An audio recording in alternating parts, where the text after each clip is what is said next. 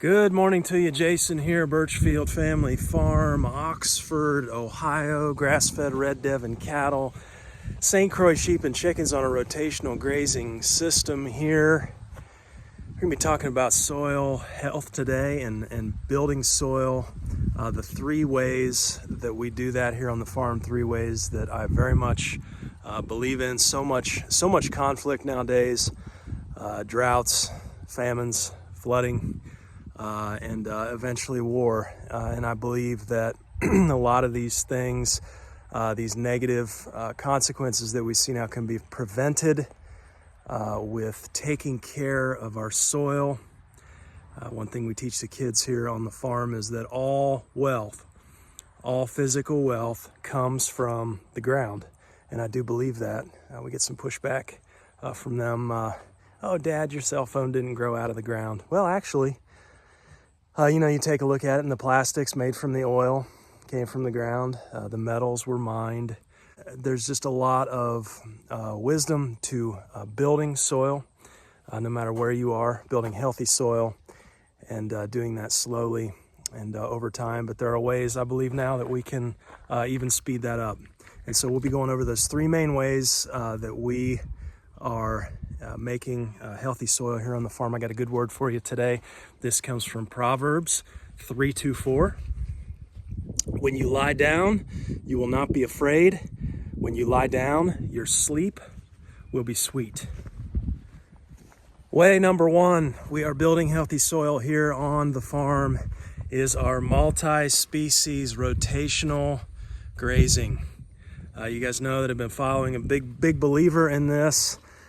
I like running at least 3 species for that diversity of the impact that they make, but also the diversity of the biology and the manure, the dung, the urine, even the saliva now.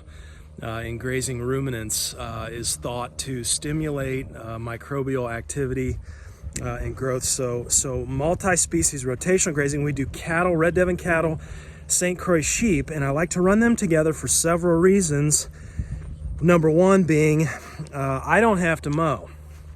What do I mean by that? Well, if you can get your stocking density right and you can run the multi-species, what one species typically does not eat, the other one will in a paddock. And so, the sheep are going to tend to be more towards the browse side, like, shrubs and such. They'll kind of take care of those. And then the cattle are going to be more of your, grasses and clovers and such. But sheep enjoy those as well. The other reason is the two species do not share parasites. And so it's kind of a dead-end cycle there with the parasites with sheep and cattle. Beyond sheep and cattle, one thing we like to do is run chickens behind them in the rotation. And I like coming behind sheep and cattle with chickens about 3 to 4 days after cattle and sheep have been in a paddock. We come in with the laying hens. These are not meat birds, these are laying hens. And, the laying hens really do a bunch of work for us through that grazing season. They're going to get in there, they're going to bust up the cow pats, primarily is why I'm running them.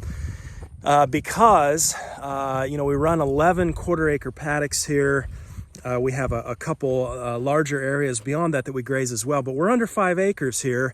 And so we try to come back, try to wait at least 30 days before we return to the same paddock during the grazing season. And if those pats have not been harrowed, those cow pats, they haven't been busted up, then the cows will not eat in that area of the pasture. They'll eat around the pats, and consequently you've got a lot of wasted space. Now you multiply that by, the 5 or 6 rotations that we do in a season, and that's a substantial amount of ground, a grazing ground that you're giving up within each quarter-acre paddock here. And so the chickens really help us with that. They bust up the cow pats so that when we return, the pats are pretty much disintegrated, and cattle can eat they eat a lot more grass that way. And so that's kind of the thinking there. And it does work. It really does work. Now, I will say this note, running the chickens behind the cattle, the last few rotations, like right now, we're in a 7th rotation here. Just started that early on in the week. I do not like to run chickens later on in the season for the last 2 or 3 rotations. And the reason behind that is each cow pad is like a little, it's like a little mini ecosystem, if you will, or a little mini microbial inoculation, whatever you want to call it. It's full of life and biology. And if we let those cow pads sit over the winter, we don't winter on our paddocks here. So we come back in the spring, and every single spring the kids and I come out here, and it's such a joy to turn over those intact cow pats right before spring hits. You turn them over and they're just full of earthworms. I mean, chock full of earthworms. And so the last rotation, the last couple rotations, we pull the chickens off, the hens off, and we have a system there in our coop where we pack that coop full of fall leaves, wood chips, just tons of carbonaceous material, and let those hens make our compost. And they're making just wonderful compost for us over the winter that adds to our farm, on-farm fertility here. Way number 2, we are building soil. Healthy soil on farm is through the use of diverse cover crop mixes. This past year, we used a warm season grazing mix, put that down at a rate, just used a very simple broadcast seeder out here in the pasture, put that down at a rate of about 10 pounds per quarter acre paddock, broadcasted it out, and we had incredible amounts of biomass. We will most certainly be doing this again and even upping this. But within that cover crop vein, we kind of have 2 different approaches here. We have the paddocks here and the animal grazing, and so using that warm season grazing mix for them. But then also in our gardens, we have a specific strategy for producing food for us and integrating the livestock as well. And we use an overwintering mix in the garden. And that overwintering mix is primarily cereal rye, which is gonna have a great, huge root mass, but you've got some other nitrogen fixing legumes in there as well, hairy vetch, Austrian peas, and that's gonna overwinter. And then come about late winter, when there's nothing else out here on pasture that's green, like say in that March time frame here in Ohio, we're going to have just an amazing stand of overwintered cover crops on that garden. And what we'll do is we'll bring our very pregnant ewes in, and we'll graze that overwintering mix all the way down. Graze it all the way down, and then we'll hay them right on that spot on the garden and put down that biomass. We did this last year. We just tested a strip of the overwintering mix on the garden, and it was just phenomenal. The ewes loved it. It was about the only thing green out here at that time of year. So I feel like we're giving the ewes just a shot of nutrition, of really good green stuff there that they really can't get anywhere else. They're grazing it down. We're keeping the root mass in the soil. We're not tilling that. We're not pulling it up, so that the rye root mass and balls, they stay there in that soil to decompose, build organic matter after it's grazed. And then we come behind the sheep after they've grazed the garden cover crop down. We come behind and we run our chickens in the chicken tractor, those layers. They're going to get in there. They're going to put further pressure on, manure on that soil. They're going to harrow a little bit, and then we come right behind the chickens in the chicken tractor and put down the black plastic weed barrier on the garden, and that's going to just hold all of that biomass that we generated and put down over the winter. It's going to hold it right there in that garden. We had just incredible results doing this last year. I don't know, you guys may have seen the sweet potatoes we pulled out of the garden this past year. We'll have sweet potatoes all year long, just because of, I believe most of it is due to this system of no-till and generating that biomass with multi-species, different manures, putting that down, but keeping it there, holding it there, not tilling, and building that soil health. The third way we are building soil health here on farm is through the use of the Johnson-Sue compost method. Johnson-Sue, if you've been watching our last video, we did a video on this, on how we make this compost. This is a game changer. It really is. It has been for us, and we're going to continue to lean into this and test this stuff and results, and what we see specifically on perennial pasture. There's been a lot of this done with row cropping, and it's absolutely fascinating. They're saying now, taking Johnson-Sue compost, just 2 pounds of compost, mixing that in with 20 gallons of non-chlorinated water to make an extract, putting that extract down on 1 acre. So 2 pounds mixed into 20 gallons of water, that goes down on 1 acre. They're saying now that biology that you're putting down is equivalent to 140 pounds of nitrogen per acre.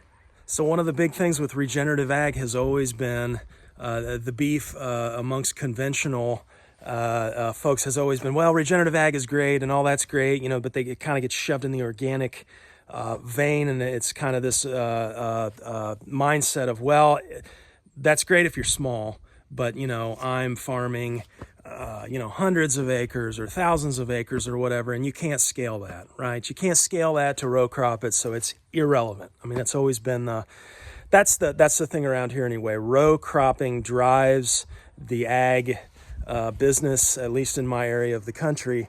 What excites me about Johnson-Sue is in one of these piles here that we constructed, we tore that down. You can watch our last video on that. Maybe I'll link that here, wherever. One of these piles, we made about 2,000 pounds of finished compost, and you build the thing and it sits. You don't have to turn it. It's a static pile, and you're making a fungally dominated compost. And the really neat thing about this is, if you're making an extract, it only takes 2 pounds per acre.